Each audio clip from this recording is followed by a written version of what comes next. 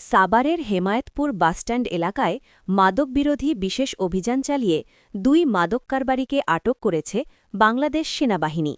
আজ ২ ফেব্রুয়ারি ২০২৬ রাত আনুমানিক ১২:৩০টার দিকে হেমায়েতপুর আর্মি ক্যাম্পের একটি টহল দল এই অভিযান পরিচালনা করে। ঘটনার বিবরণ: সেনাবাহিনী সূত্রে জানা যায়, রাতে টহল চলাকালীন সন্দেহজনক গতিবিধি লক্ষ্য করে ২ ব্যক্তিকে তল্লাশি করা হয়। এই সময় তাদের কাছ থেকে উদ্ধার করা হয় প্রায় ২০ লিটার দেশি ও বিদেশি মদ, ২৫০ গ্রাম গাঁজা, ইয়াবা সেবনের সরঞ্জাম ও যৌন উদ্দীপক ট্যাবলেট, অপরাধের তথ্য সংবলিত ৩টি মোবাইল ফোন।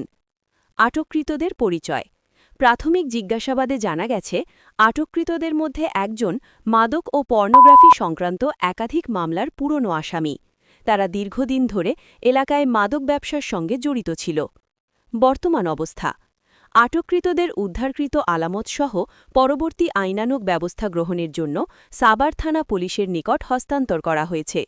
সেনাবাহিনী জানিয়েছে, এলাকায় শান্তিশৃঙ্খলা বজায় রাখতে এবং মাদকমুক্ত সমাজ গড়তে তাদের এ ধরনের অভিযান ভবিষ্যতেও অব্যাহত থাকবে।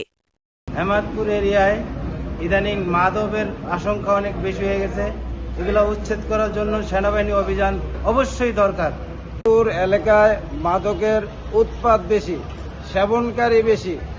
এই জন্য আমরা সেনাবাহিনীর টহল বারবার চাই, যেন আমরা মাদক মুক্ত হেমায়েতপুর চাই। কি নাম তোমার? ফিরোজ। ফিরোজ, তুমি কি করো? মদ বেশি। মদ বানাও কোথায়? এটা কিনে আনি স্যার। কিনে আনো? জি স্যার। কোথা থেকে কিনে আনো? চাইরা মুসুলা। চায়রা মুন্সিখোলা।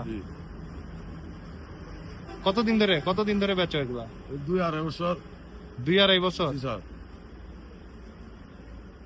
তোমার মুন্সিখোলা থেকে কে সাপ্লাই দেয়, নাম কি?